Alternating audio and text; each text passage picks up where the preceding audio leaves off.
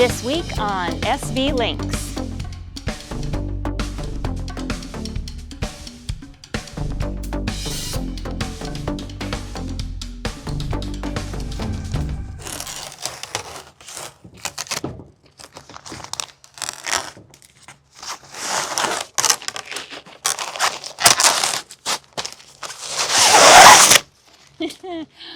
Harder than it looks, huh? Yeah.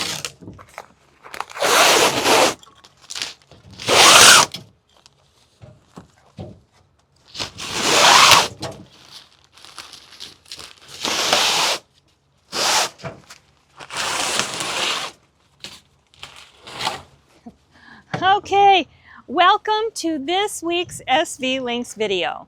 Last week, we finally finished the strip planking on the Daggerboard casings, and as we promised, we'll get on to working on the Daggerboards this week. Right, and you can see we've got our layers of basalt cloth on here now, so this thing's very strong on this side, and we'll be getting to the other side after we've married those together. But that's not necessarily what we're going to do this week. We've got some work to do on the Daggerboards, and a bunch of other things as well. We've got a long list of things to get done this week here at the lot, so let's get right to it.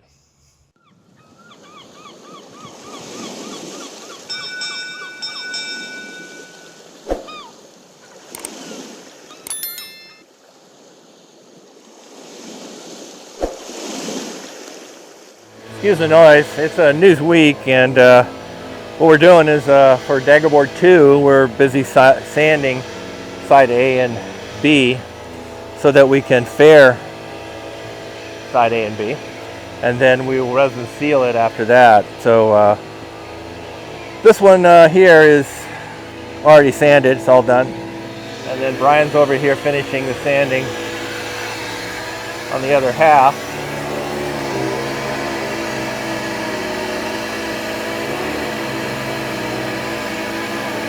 Got one more side to go there, and that'll be ready to go. So then we'll mix up some thickened epoxy and fair this out so that it's a nice smooth surface. Doesn't have to be spectacular, because remember that this is never going to be seen. The inside is more important than the outside, because the outside is just inside of a sealed up cupboard on it, but we still want it to be fairly nice, so we're going through the work of fairing it before we get to paint and such. But they're coming along good, and we should have these well along. Now, something I noticed this morning, we forgot a side over here on this Daggerboard. There's just a couple of low spots. It's pretty good everywhere, except there's just some little divots and spots that we have to fill. That won't change the shape of the board at all, because this is just low spots, and the plywood went across all the highs, so it's the lows can be filled. We did every side except this one for a final round, so we're going to put some more fairing compound on this side. I checked the other side already, and it's perfect. So we just have this one to fix up after we get the fairing done on these two casings.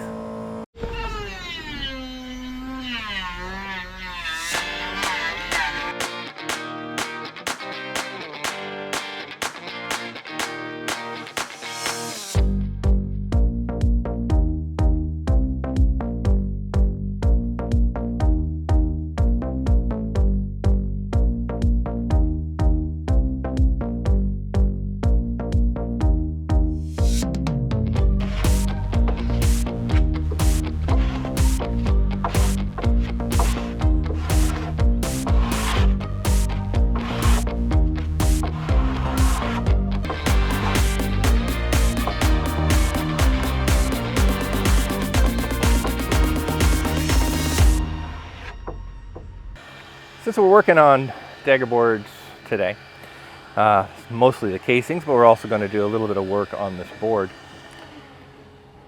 Let's talk a little bit about Daggerboards and why we want Daggerboards on our boat. Now, the most important thing to remember right off the bat is that there are advantages and disadvantages to Daggerboards or mini keels. They both have their strong points, they both have their weak points. And you have to decide what type of sailing you're going to be doing, and therefore which one of these is better for you. And so let's look at it real quick, pros and cons of the Daggerboards versus mini keels, and then I'll discuss a little bit why we really want Daggerboards on our boat, although again on another boat the mini keels might be a better choice. So negatives, we'll start with negatives. The negatives of Daggerboards are mostly that if you hit something in the water you might tweak the Daggerboard casing, cause a leak in your boat, and have a disaster. That sounds like a pretty big one. The next thing is that Daggerboards are more complex, and that means you have to raise and lower them at various times, and that's just one more thing you have to do, and so it's more work. So those are the two biggest negatives. There's a third one that one of our commenters posted, that they can get stuck in the casing. So we'll put that in there as a con as well. Okay, now mini keels. What are the negatives of mini keels? Well, mini keels don't point as well into the wind. There's some argument of how effectively different they are on that, but for the most part it's agreed that Daggerboards point a little higher. And so they're not very good for that. And then as far as the big one, which is they cause your boat to have a very deep draft, and a minimum of about 4 feet and up to 5 or even 6 feet depending on the manufacturer of that catamaran. So it's a very deep draft for a catamaran. For a monohull that's not that bad, but for a catamaran that's very deep. So now let's talk about some of the positives, and they're kind of a mirror of those, but the positives on the Daggerboards are, I'm going to start with the most important thing to us, which is shallow draft. That means that anytime we're sitting outside of an atoll and we have to go in through the cut in the reef, we don't have to wait till absolutely high tide. We can bring our boards up and our boat drafts 2 feet. That's it. This is how much room we need to get in over a reef, and almost nothing. So that's a big deal to us. The second positive of Daggerboards is they are a little safer, and that's because you can raise the leeward board, and the windward board you can put just halfway down, and if you're in really strong winds and with some danger involved from a gust, if you do that you only have a half a board down on the windward side, and if get a gust and it starts to lift that hull out of the water, well, that board is going to come out of the water, and since there's no board down on this side, the boat will slide and drop back in. So instead of tripping, as it's called, now if you have mini keels, they're just permanently down there, and so when you start to lift one, the other one's there, and so you have much more chance of it flipping over. Now, is that very likely? No, it's extremely unlikely. Boards or mini keels, it's very unlikely to flip a catamaran, regardless of what you may read. Racing catamarans flip quite often. Production, comfort, cruising catamarans rarely ever go over, because they're heavy enough that they're not going to want to come up, and even if they did, they're probably going to lose your rig before you flip the boat over. It all depends on how light your catamaran is. Super light catamarans have a more chance of going over. Heavier catamaran has less of a chance. So not that much chance of it, but still, we're a performance-leaning catamaran, so we're not super heavy, so we would like the option to raise that one board and half raise the other one and slide over if that was the case. And the other really big pro for us is drag. More than 50% of the time, probably more like 70 to 80% of the time, we don't have to have either Daggerboard down. And that just means less drag. You're taking them out of the water, where mini keels are always down there, always causing drag. And that's going to slow the boat down quite a bit, a knot or two at least. So that's a big difference in speed. And I mean, this point, you really can't argue it. It's just simply, if there's something in the water, that's drag. If it's not in the water, that's less drag. So, Catamaran with Daggerboards is going to be faster in many points of sail. And so now let's talk a little bit about some of the negatives again. So we mentioned that one of the negatives is if you hit something with a Daggerboard and you tweak the Daggerboard casing, that you could have a leak in your boat. Well, that's absolutely true. So the ones that you've seen that maybe in reports or something are generally because they didn't build those Daggerboard casings correctly, in my opinion. You really need the boards to be much weaker than the casing, so that if you hit something, the board breaks, not the casing.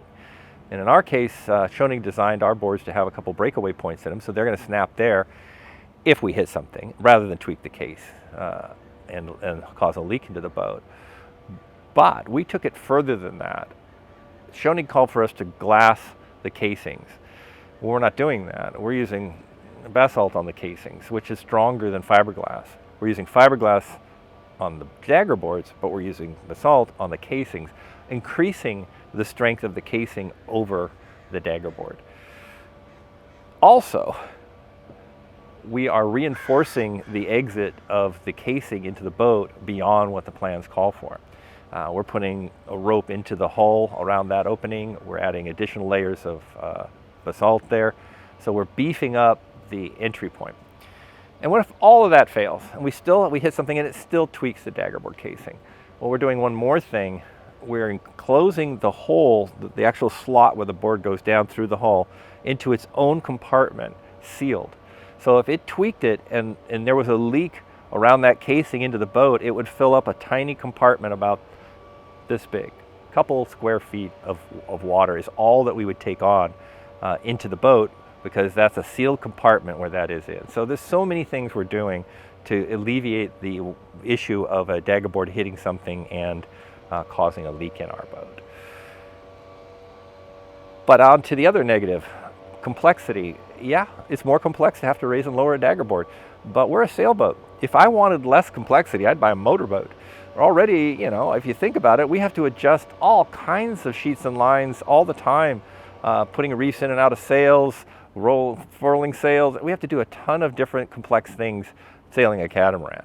Raising and lowering a Daggerboard once in a while, added to that, is a fraction extra amount of work to us. So the benefits of being faster and being able to go shallow draft and get into places like rivers and things like that, it's just well worth it to us. Also, you know, as far as striking things, just remember that most of the time your boards are up, so there's nothing to hit an object in the water down there.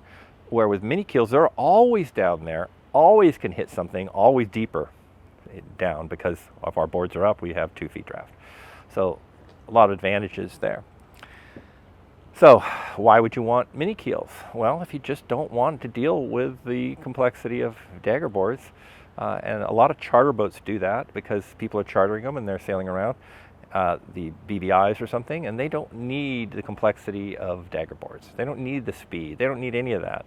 And so less complexity makes sense in those cases. But if you're sailing all the way around the world and going into many locations of different things, like tidal changes of over 30 feet, you know, just a lot of different areas, the versatility of being able to raise and lower the Daggerboard and change your draft or beach the boat easily, all of those things are more important to us.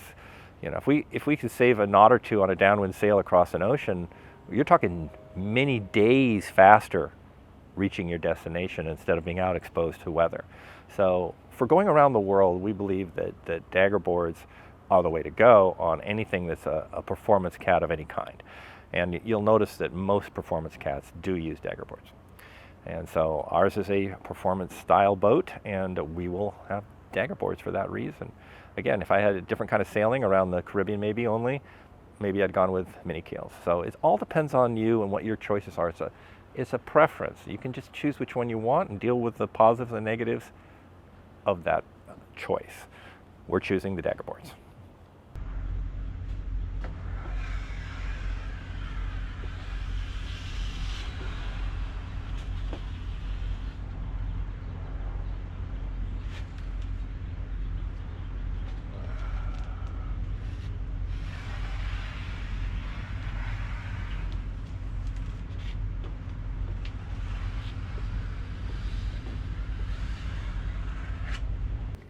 All right, well, we showed you this fairing on these boards before, so basically we got a layer down here. There's a few ridges that I left because if I try to take those ridges off, I'll mess up the rest of it, so we'll just sand those. But it's now all those little bits are filled in, so we can let this set up, sand it, and we'll be done with that. All right, we're test fitting our cupboard, just dry fitting, making sure we don't have to change them at all. And so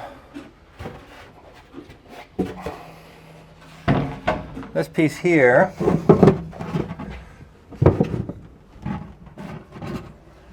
goes somewhere around there, and then this one's going to sit on top of it.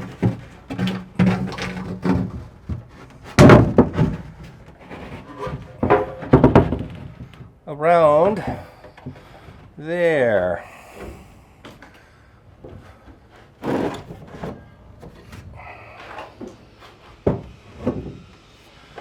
Okay. And then the piece Brian is pulling the peel ply off of right now, it's going to go here. And then another piece like this one goes above it.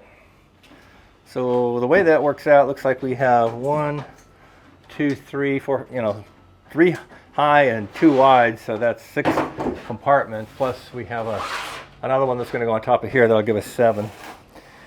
But we're going to have to modify these things a bit because we got to get the measurements for our microwaves and toaster ovens and that kind of thing and make sure that they're fitting the correct heights, and we'd have to adjust these slightly. Or maybe not, we'll see. I'll go take a look at what the measurements are on the microwave right now. The microwave actually is going to sit up here on this shelf right here. So we can open it this way and get into it right here. We don't want it down at this level because we're going to have burners down here with pots and pans, and if we want to open the microwave, we want it high enough up that we can come over the top of any of the pots and pans. So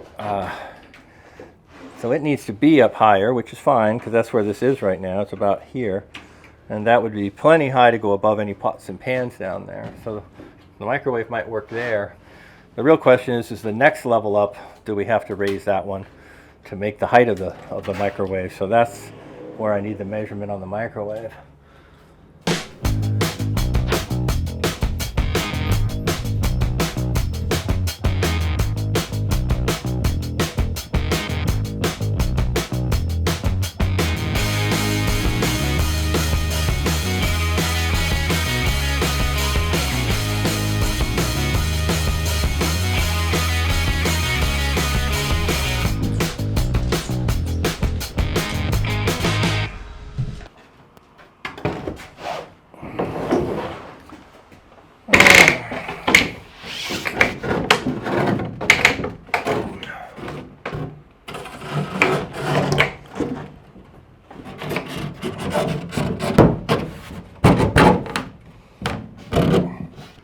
Right there. So that's the wall. Go ahead and draw the rest of the way down.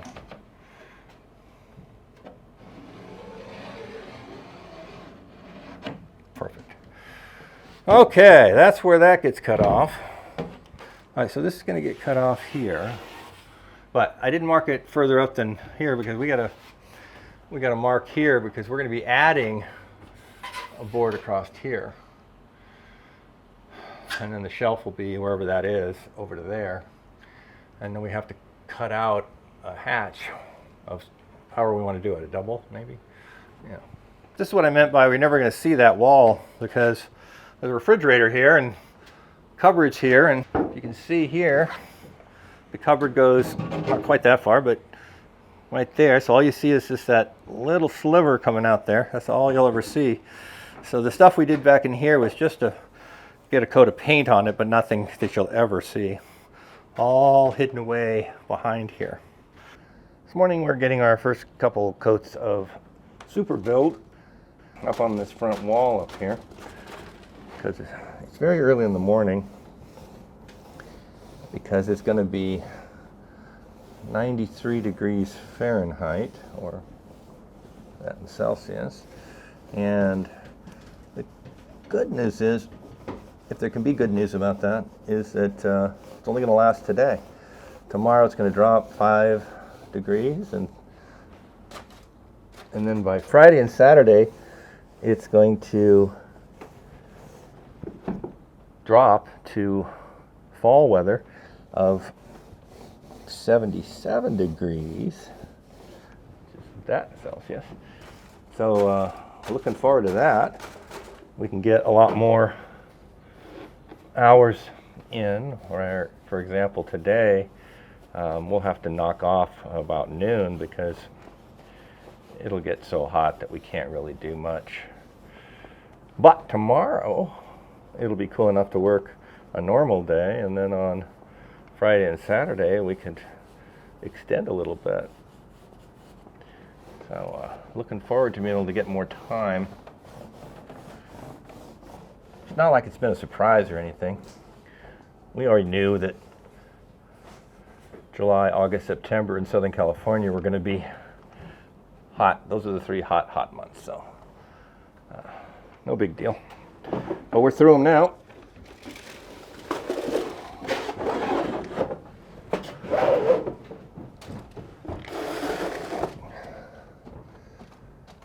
Now this area is a tale of two cities.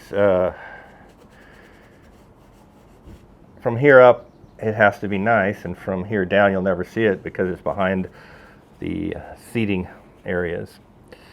So what we're decided to do here is go ahead and get a couple coats of super build on.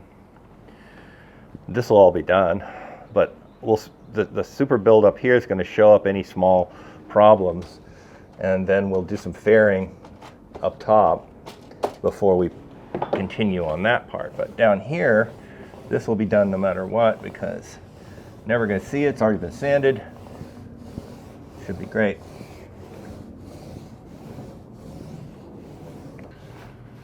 Well, this first coat's not going to cover, as normal.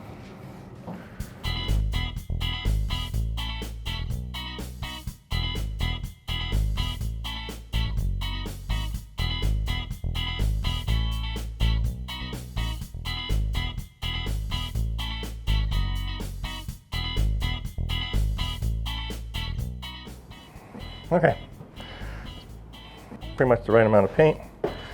As I said, it's not going to cover completely here. We're still going to see some dark and light spots, but the next coat will get a lot closer to covering. So that'll be in about 1 hour from now.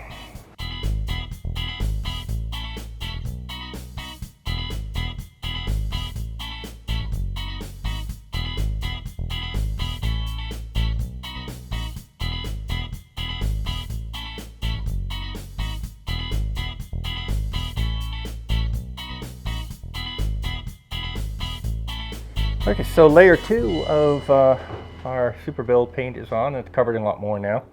There's still 2 more coats of final finish primer, but it's coating pretty well now. And while I've been, between when we painted, both Brian and I were down sanding on the Daggerboard casings, because we only had 1 resin sealed, so we've got 3 that we had to sand both sides. So we'll be getting ready to resin seal those now, but Brian's still also sanding the one side of the final Daggerboard side that we faired yesterday. So he's probably just about finished with that. Yeah, just about done. He's just flipping it over to check the other side, but that one should already be done.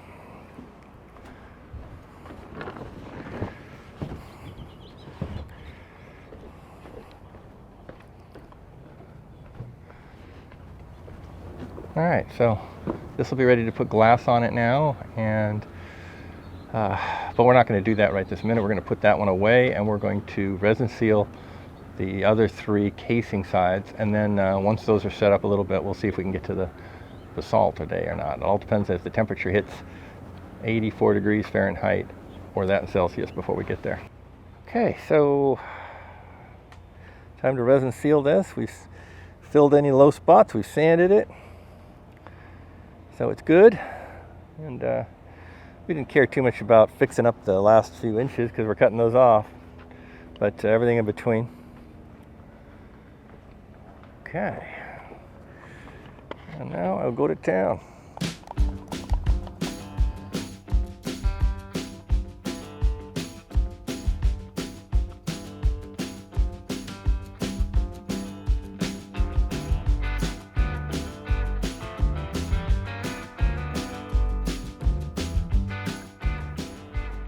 I got it. So all three of them are finished up, both sides. So this one will set up over on this table, and then we've got these two over here. So we got them all done in one big shot. And that concludes resin sealing these things. And next up, we'll be putting Basalt on, but I'm not sure the temperature is going to cooperate for today. But certainly on Wednesday, tomorrow, we can do it. This morning we're getting started by sanding the casings where we had resin sealed them, because we're going to be putting Basalt down on them, and we need it to, of course, stick. We can't have a slick surface for that, so we have to bond. But we've got to roughen it all up for that bonding.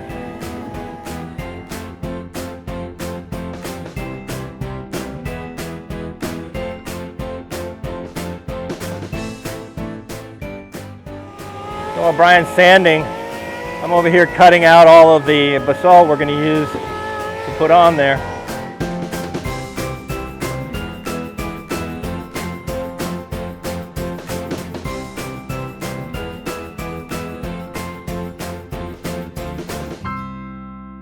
We're putting down layers of basalt cloth onto here. I wet out the surface here first, but we need more. So Brian's mixing up another batch.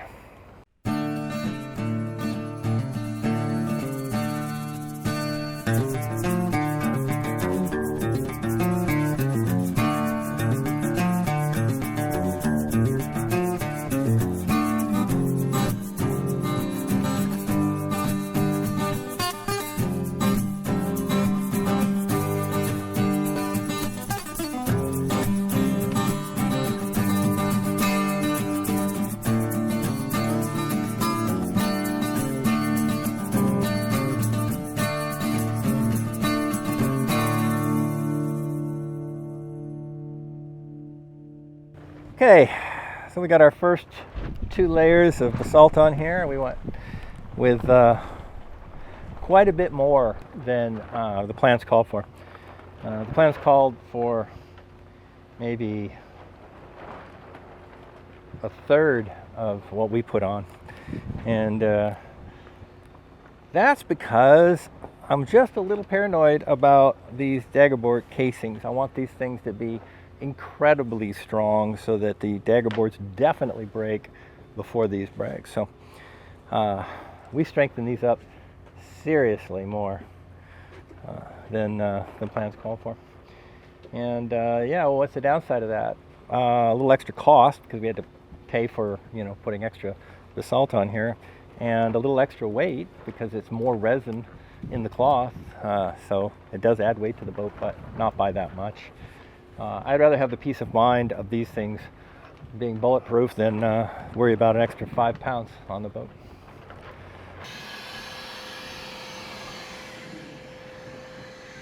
This morning it's overcast, and there will come an end to this, that every single time it's overcast and we have to work on this roof, but we're getting close.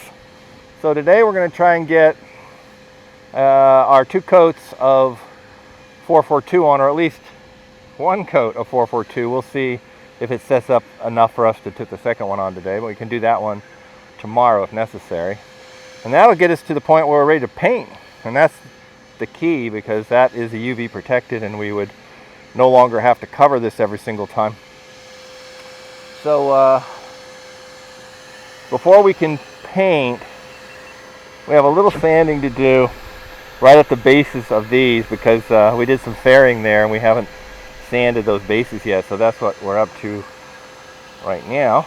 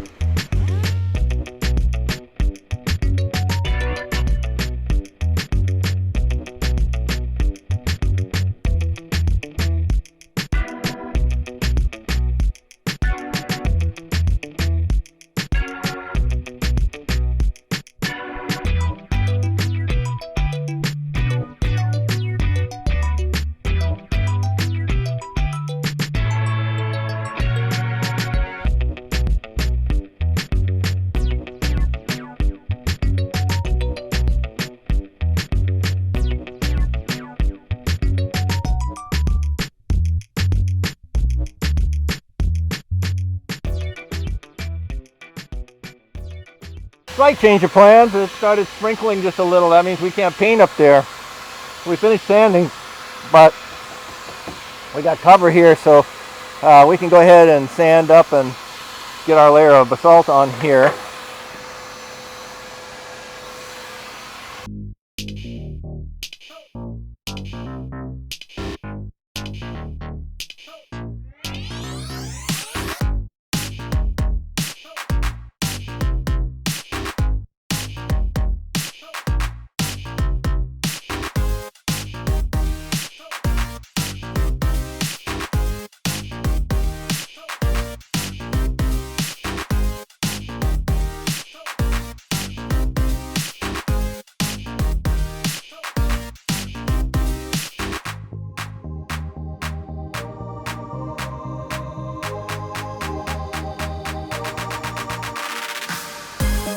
We already did one second board's worth of basalt. Didn't turn the cameras on, so that's the good news is I'm going to turn them on this time for you. That's the theory.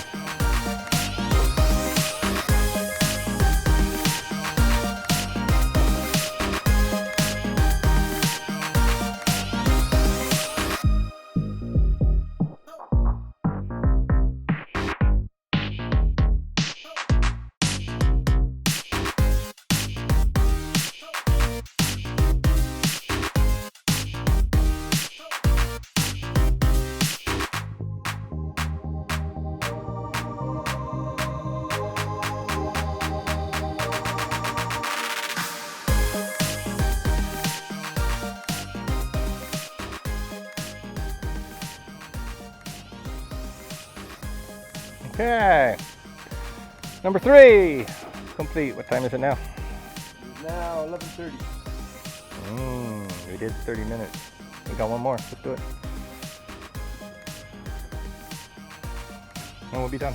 Third and final of today. Remember, we've already done one, so this will be all 4 insides done. We're not doing the outsides because we're going to be putting the 2 casings together before we wrap the outsides.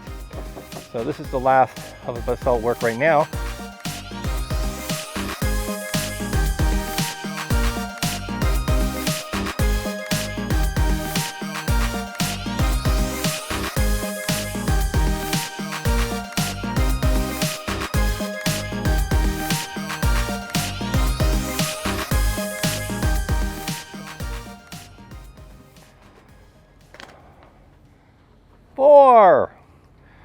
That means we get to go to lunch, because the goal of the day was to get these 4 done. Now, we'd still like to get that first coat of 442 up on the roof, but with that sprinkles, we're kind of letting the clouds thin out a bit so it's not going to sprinkle.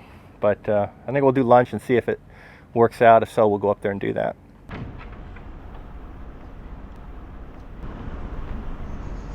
Time to get our coat of primer 442 finish primer on. We've got this all sanded and clean. We did some more sanding today and cleaned the whole thing. Show you that, but get down on our D-pads and clean this all with alcohol. So now I've mixed up about a gallon of paint, and we're going to see how far that takes us. I'm going to do foot side of the boat. Brian's going to do the starboard, and off we go.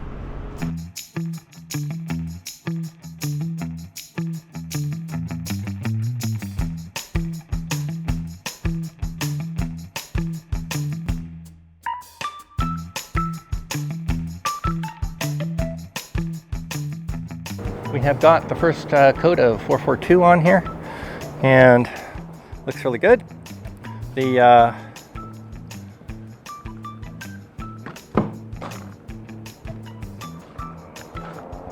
clouds have cooperated, the word I want to use. We have a nice overcast day.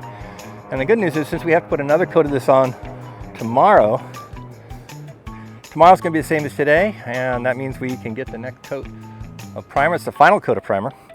And then what we're going to do is, on another cloudy day, well, we have to do a little work around the line handling area before we do this, but once we sanded that up, faired it a little bit, sanded it up, and primered that area, then we're ready to put the paint on here. And we'll just be waiting for a day like today, and we'll get a couple of coats of our finish paint. This is going to be Matterhorn white, and once we get the Matterhorn white on here, we no longer have to worry about covering it all the time with tarps because of the UV, because the paint will protect it after that. So I'm very happy to get to that.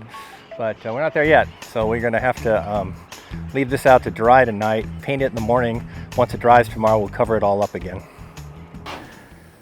So our great plan for Saturday was to put the second coat of paint up on top of the boat. Unfortunately, if you look out there and you see how wet the top of those solar panels are, it's not raining, but it's drizzling in a misty kind of drizzle. And so it's very wet out there. Again, not rain, but too wet to do any paint or even dry it. It's very cool. Even if we toweled it off, it's not going to dry, and the mist will keep getting it wet again. So that means we can work indoors. So what we got here is the big panel that goes right here for our cupboards, and we're going to sand this both sides and see if we can't get some super build paint on both sides of it. Well, probably one side of it because it'll be wet, but at least we could get some there, and we can set this aside and work on some of the shelves one side as well. So it looks like we're switching gears.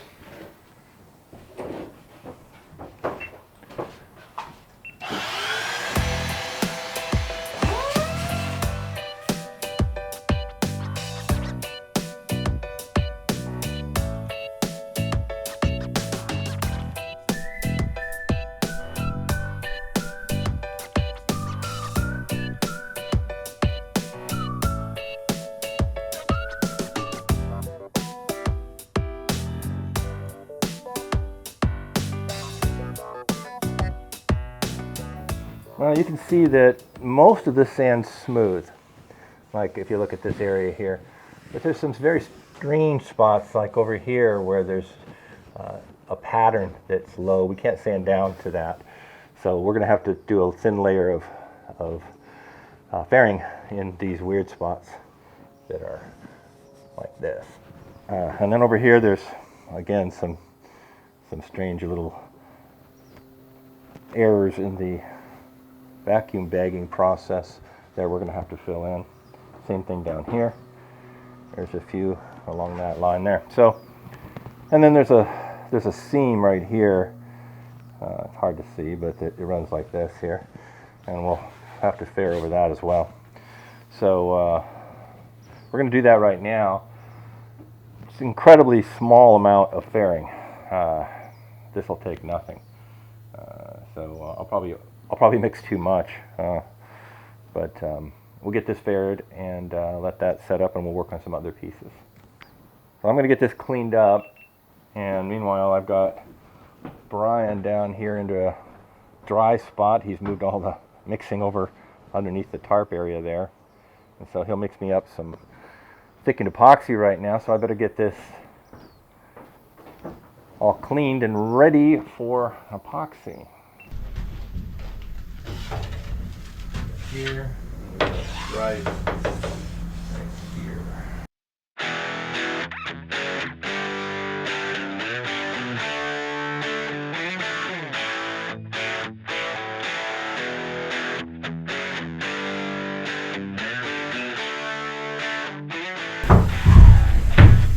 Just enough epoxy. So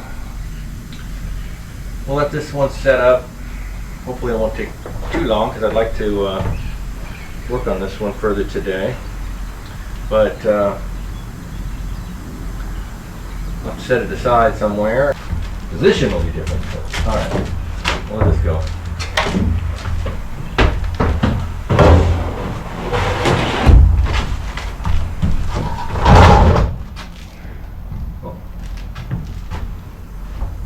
Set up. All right. We're going to do the same thing to the outside wall of this right now.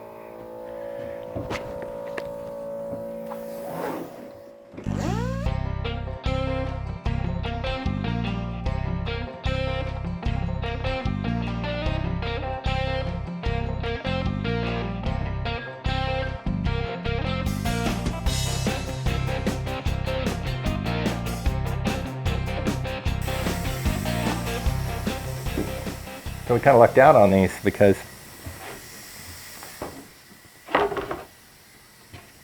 you look at one of these boards on the two sides, there's a rougher side and a smoother side. And it's much easier to fare that smoother side. And just so happened that the smoother side was the one that faces out on this, and the smoother side on the big one was the one that faced out. So I'm sure the factory didn't plan for that. It's just fortuitous. Now all these little holes in here, these aren't normal. I think this particular panel, their vacuum bagging process just wasn't as perfect as some of the other panels. So that's why we're having to fill a lot more here, but not a big deal.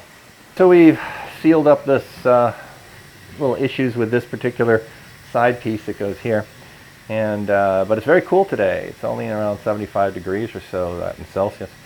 So I don't know if this stuff's going to set up that fast. On a hot day, this thin amount would probably set up in about a half an hour, but this may take a while. So we'll see after lunch if it's set up enough. We'll see. I'd love to sand these and get the first coats of paint on, but I don't know that that's going to happen. Forget what I just said. We really aren't going to be able to sand those and paint them today. We really let that epoxy set up more. The good news is there's an interior portions that aren't required to be perfectly wonderful, but even more importantly, they don't have a lot of those issues that those other ones did. So we could just sand and paint these ones. So we're going to get to that.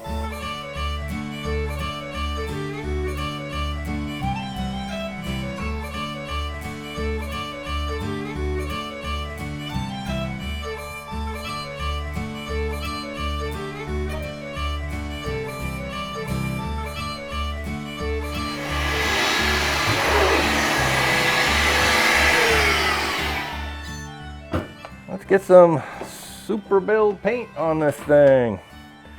Again, this is the one hidden away, so it only has to be so good. So why are we painted at all if it's hidden away? Well, you know, if you need to wipe down the surface later, if it gets something on it, or just salt air, it's just much nicer to be able to wipe down a painted surface. So this isn't about looks in there because you never see it, but it is about being able to clean it.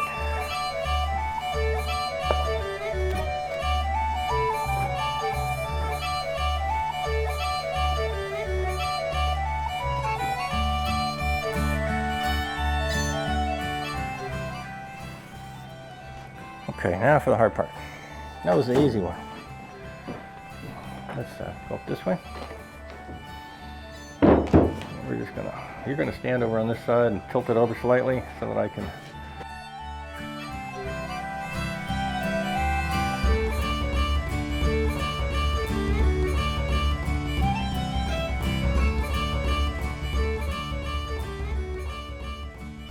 do the raining out there, what we can do, and we can paint this. So we'll just hold it up here and get both sides done, and we'll just set it up on edge somewhere to dry.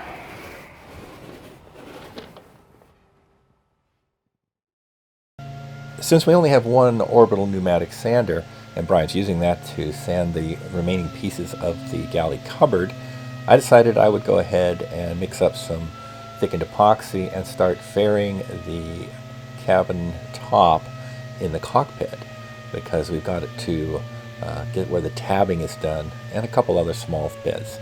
And then also I'm going to fix a few spots over in the galley area as well.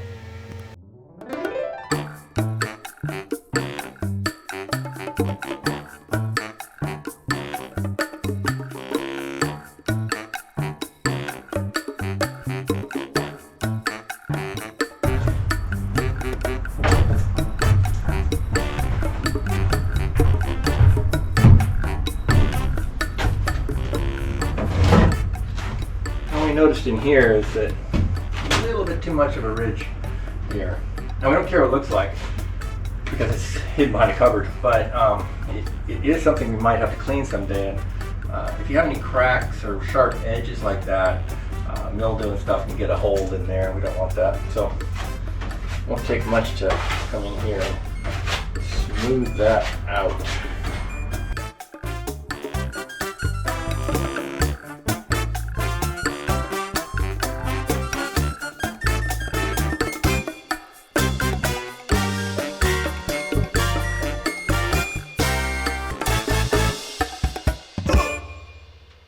So as you can see, we got a lot of work done on the Daggerboard and casings, and we also did some work on the galley cupboards. But that's not all. We painted another coat on that monstrous cabin top, even after and sanded it some. So that was another big job done. And we got some paint up on the forward part of the Salon, and I even started fairing the ceiling in the cockpit. So last week was an excellent week for progress. Got a long ways. And thank you for sticking around to watch all of that work. We do appreciate it. Absolutely. And thank you to all of our patrons listed here. We appreciate you so much. As always, don't forget to like, subscribe, click on the bell icon to be notified of our next week's video, and also share. Yeah, and as you can see, this is ready for glass right here, and it's all set. And next week, we're going to start getting some glass on this. So these Daggerboards are getting there. So stick around next week to watch that. See you then. Bye.